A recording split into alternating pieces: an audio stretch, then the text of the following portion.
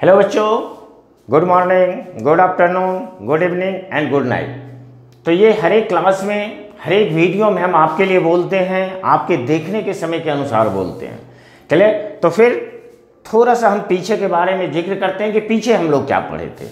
हम लोगों ने इलेक्ट्रिक डायपोल के बारे में पढ़ा था कि इलेक्ट्रिक डायपोल क्या है, इलेक्ट्रिक डायपोल मोमेंट क्या है, इसके यूनिट क्या है, इसके डायमेंशन क्या है और ये कौन सी क्वांटिटी है। और नेक्स्ट हम लोग पढ़े थे कि इलेक्ट्रिक फील्ड इंटेंसिटी, कि किसी भी डायपोल के कारण किसी पॉइंट पर कितनी इलेक्ट्रिक फील्ड इंटेंसिटी होती है। क्लियर? तो सबसे पहला पॉइंट हमने देखा था एक्सियल प्लेन पर या for points on the axis, for points on the axis, या इसका तीसरा नाम भी था एंड ऑन पोजीशन। क्लियर? और उसका वैल्यू आपको आया था E axial is equal to K2P/R3। Clear? तो K2P/R3 फिनिश। ना इससे आगे का नेक्स्ट क्लास हम लोग देखते हैं। तो नेक्स्ट में हम लोग सीखेंगे कि अब पॉइंट्स कहाँ पर है, तो इक्वेटोरियल प्लेन पर है, इक्वेटोरियल प्लेन पर है। क्लियर? और इसे हम broad position, broad on position भी बोलते हैं। क्लियर? तो नाउ देखें कि फॉर पॉइंट्स ऑन, तो दूसरा है आपका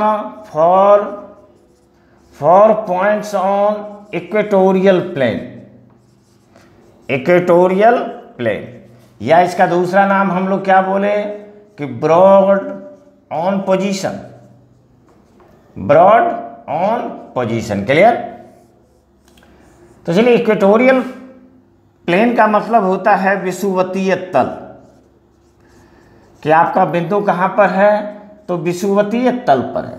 तो चलिए, सबसे पहले हम लोग विषुवतीय तल को देखते हैं कि ये इक्वेटोरियल प्लेन क्या है। जैसे आप देखें यहाँ पर कि ये आपका एक इलेक्ट्रिक डायपोल है। तो चलिए, इसमें दो चार्ज होगा, एक आपका प्लस होगा तो दूसरा क्या होगा, दूसरा माइनस होगा। चलिए, तो एक प्लस हुआ और दूसरा माइनस हुआ, तो इसका जो सेंटर है, ये सेंटर O, इस सेंटर O से, मतलब इसके सेंटर से 90 डिग्री ऊपर कहीं पर भी अगर वो पॉइंट है तो उसे हम लोग क्या कहते हैं, इक्वेटोरियल प्लेन कहते हैं। तो चलिए, हम लोग इसे एक इक्वेटोरियल प्लेन मान लिए और इस प्लेन में आपका ये एक P पॉइंट है। क्लियर? तो ये आपका एक P पॉइंट है और जहां पर हमें इलेक्ट्रिक फील्ड का मान निकालना है। क्लियर? प्रोसेस सारा सेम है, जैसे आप इलेक्ट्रिक फील्ड का क्वेश्चन बनाते हैं वैसे ही बनाना है। चलिए, लेंथ कितना है, 2a। चलिए, इसको भी हम, क्लियर? तो सबसे पहले जब हम क्वेश्चन को सॉल्व करते हैं तो हम लोग क्या ड्रॉ करते हैं, नेचर ड्रॉ करते हैं। तो चलिए, यहाँ भी नेचर ड्रॉ करेंगे। तो यहाँ भी जब हम नेचर ड्रॉ करेंगे तो आप देखें यहाँ पर ये आपका पॉजिटिव है और ये आपका नेगेटिव है। तो ये पॉजिटिव, ये पॉजिटिव, जिस पॉइंट पे हम इलेक्ट्रिक फील्ड कैलकुलेट करते हैं उसे भी पॉजिटिव मानते हैं। तो ये पॉजिटिव, वो पॉजिटिव, कैसा नेचर होगा, तो ये आपका नेचर होगा रिपल्सिव। तो ये रिपल्सिव हुआ और रिपल्सिव के कारण electric field E1। Clear? Now यहां से देखें, ये आपका है नेगेटिव, ये नेगेटिव, ये पॉजिटिव, कैसा नेचर होगा, तो ये आपका नेचर होगा अट्रैक्टिव और ये हो गया E2। क्लियर? तो ये हुआ E2। If this angle is theta, कि अगर ये एंगल आपका थीटा है, ये एंगल भी आपका थीटा है। क्लियर? तो ना अब देखें, इस बेस के पैरेलल हम एक लाइन यहां पे डाल रहे हैं। तो चलिए, हम इस बेस के पैरेलल एक लाइन डालते हैं। अब देखें आप, ये एंगल अगर थीटा है तो ये एंगल भी क्या होगा, ये एंगल भी थीटा होगा, ये थीटा है तो ये एंगल भी क्या होगा, थीटा होगा।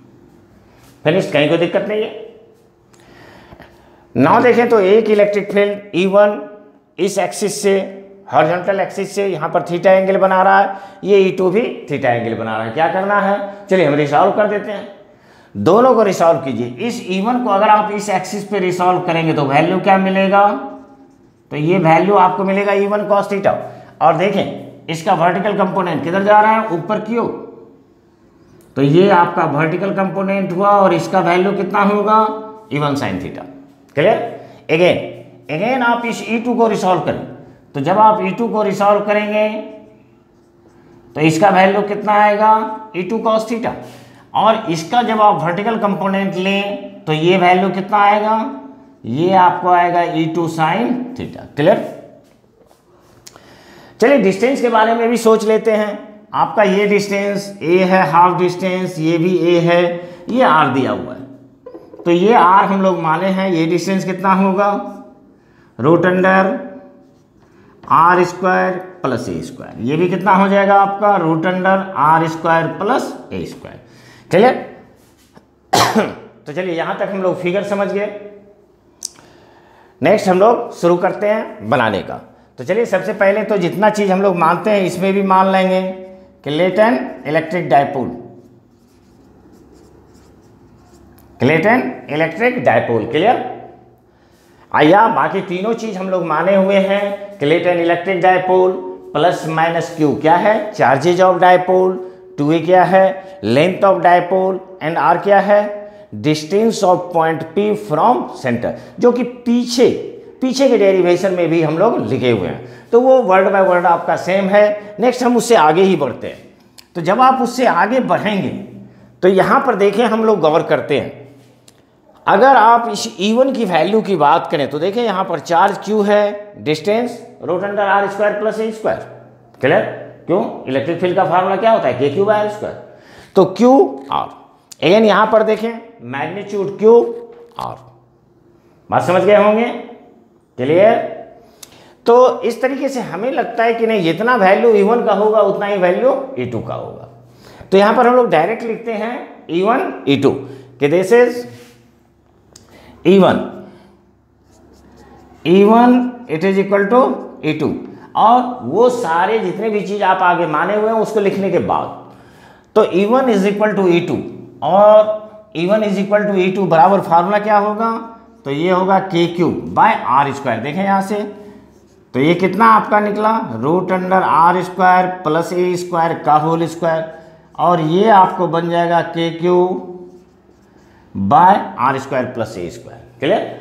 सिंस चूंकि R1 ये E1 साइन थीटा और E2 साइन थीटा दोनों आपका मैग्नीट्यूड बराबर है, लेकिन डायरेक्शन क्या है, डायरेक्शन अपोजिट है। तो डायरेक्शन अपोजिट है तो क्या करेगा, ये दोनों कैंसिल हो जाएगा, ये न्यूट्रलाइज हो जाएगा, और ये अगर न्यूट्रलाइज हो जाएगा तो नेट इलेक्ट्रिक फील्ड बचेगा क्या, E1 cos theta plus E2 cos theta. ये सारा केस इसलिए हो रहा है कि E1 is equal to E2 है। क्लियर? तो नेट इलेक्ट्रिक फील्ड E, तो ये यहां पर आपको मिलेगा नेट इलेक्ट्रिक फील्ड, कि नेट इलेक्ट्रिक फील्ड, और नेट इलेक्ट्रिक फील्ड E बराबर क्या हो जाएगा, E1 cos थीटा प्लस क्या निकलेगा, तो ये आपका निकलेगा E2 cos थीटा। क्लियर? चलिए E1 is equal to E2, तो जब E1 is equal to E2 है तो आप इसे क्या लिख सकते हैं, 2E1 cos थीटा। चलिए 2E1 का वैल्यू कितना निकाला, KQ R square plus a square. Clear? Into चलिए cos थीटा बराबर क्या होता है, बेस बाय हाइपोटेन्यूज। बेस कितना है आपका, a, तो बेस हो गया a और हाइपोटेन्यूज आपका हो गया R square plus a square power half. Clear? कहीं कोई दिक्कत नहीं है? चलिए सबको सजा देते हैं। तो देखिए हम इसको ढंग से लिख रहे हैं KQ इंटू 2a, तो 2a बचा। नीचे आपका बेस सेम है, पावर ऐड होगा, और जब पावर आपका ऐड होगा तो ये क्या बन जाएगा, R square plus a square पर power 3/2। Clear? Now Q into 2a, तो Q इंटू 2a को P लिख सकते हैं, और ये आपको मिल गया पर पावर 3/2। तो नेट इलेक्ट्रिक फील्ड हमें कितना मिला, एट पॉइंट P हमें मिला KP by R square plus a square to the power 3/2। तो ये भी एक फार्मूला आपको डिराइव हुआ, लेकिन थोड़ा सिंप्लीफाइड और भी करते हैं।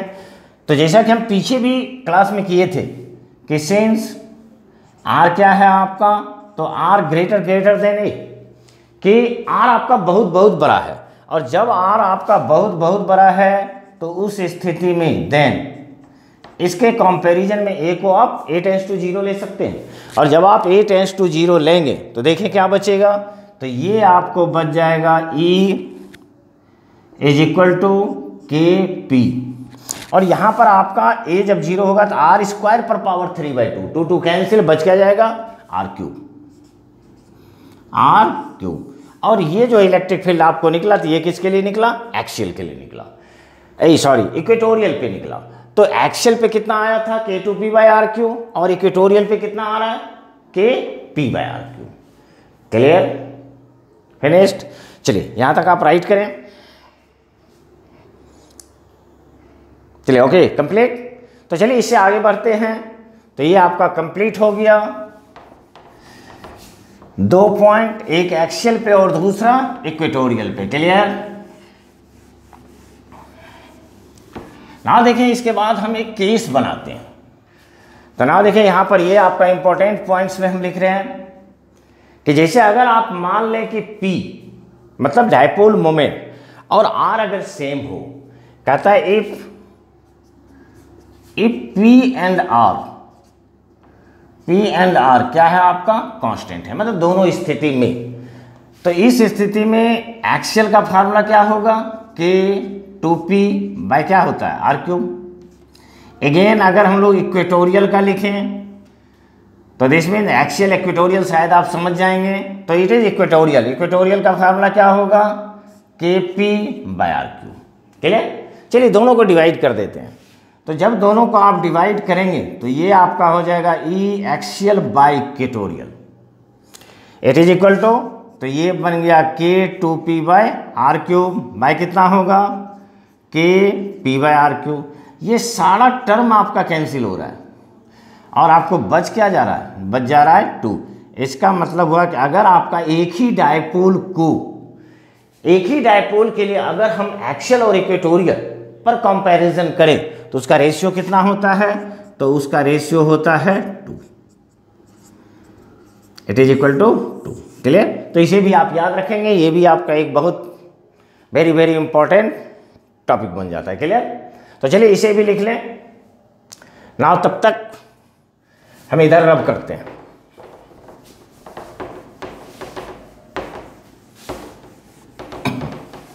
Okay complete.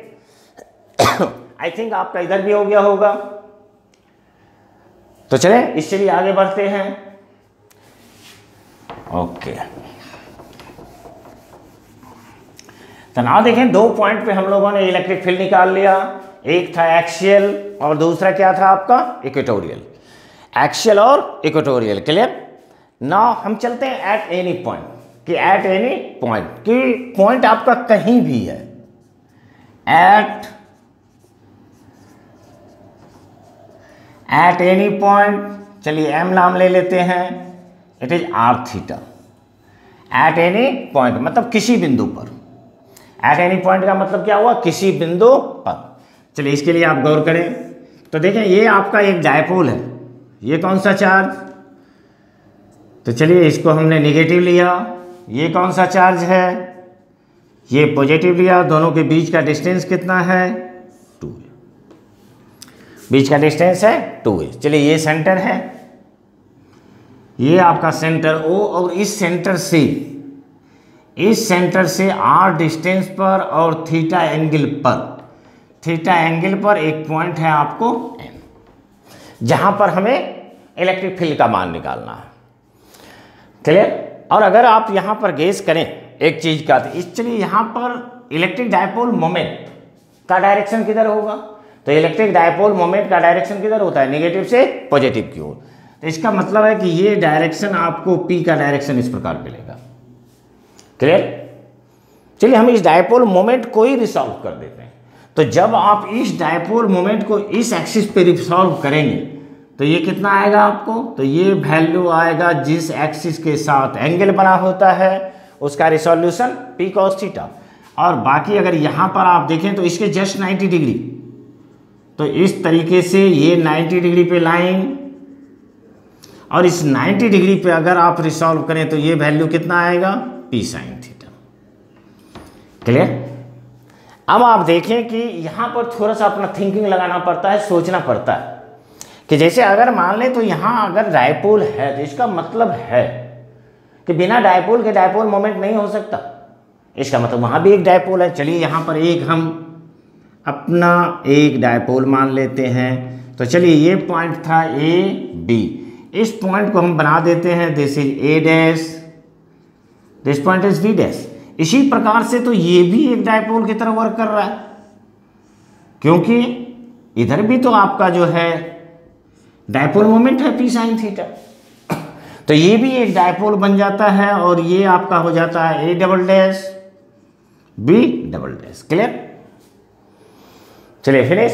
बाकी सारा चीज जैसे आप पीछे के केस में माने हुए हैं वो सारा वैसे ही रहेगा कि let an electric dipole plus minus q charges of dipole two a length of dipole और distance of point M from centre. Clear?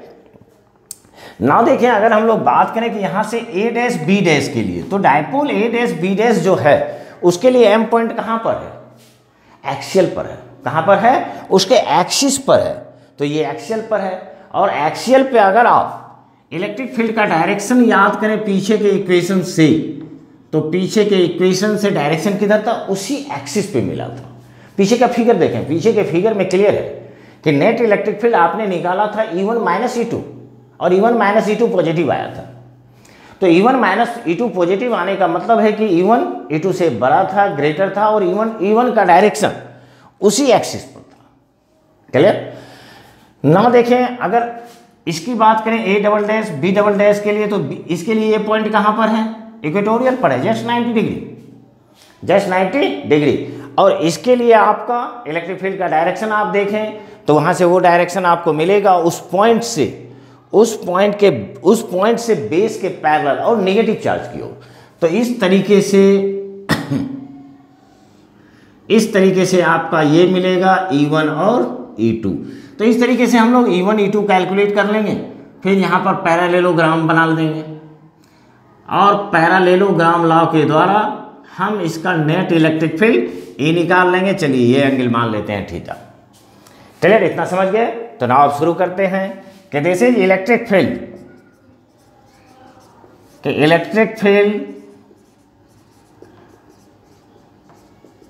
Electric field at point M due to A dash B dash, कि A dash B dash के कारण बिंदु M पर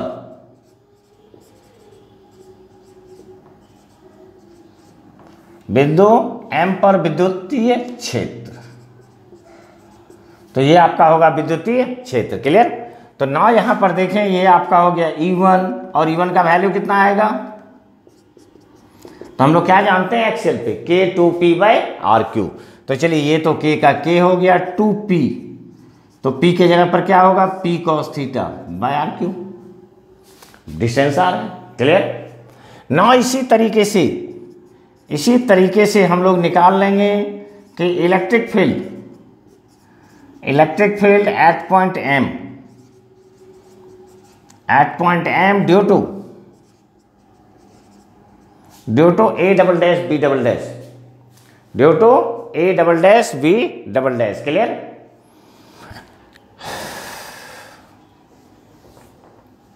ना okay, कि A double dash B double dash के कारण बिंदु M पर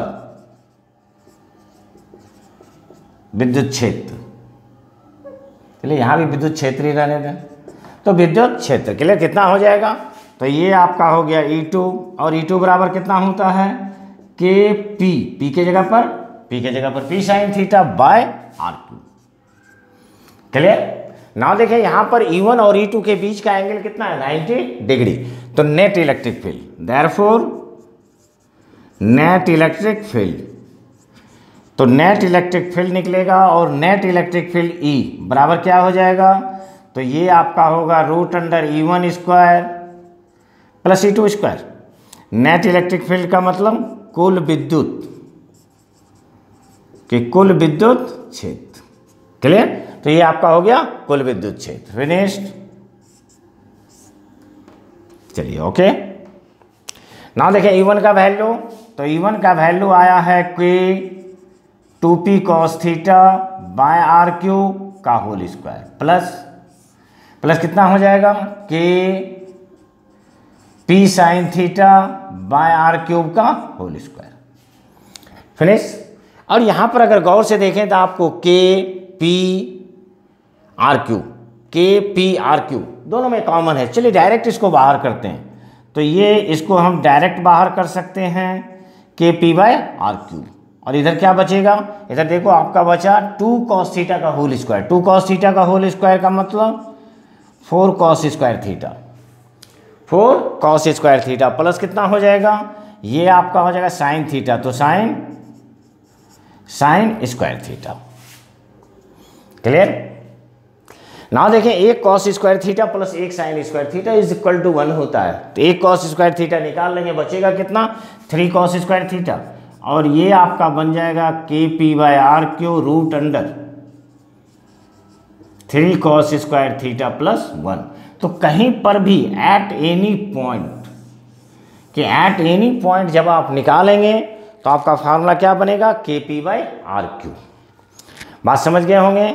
नेक्स्ट हम बात करते हैं इसके डायरेक्शन का। तो देखो डायरेक्शन भी बहुत इजी निकलेगा, तो इट इज टेन अल्फा। और देखें यहां से टेन अल्फा बराबर क्या होता है, परपेंडिकुलर बाय बेस। परपेंडिकुलर कितना है आपका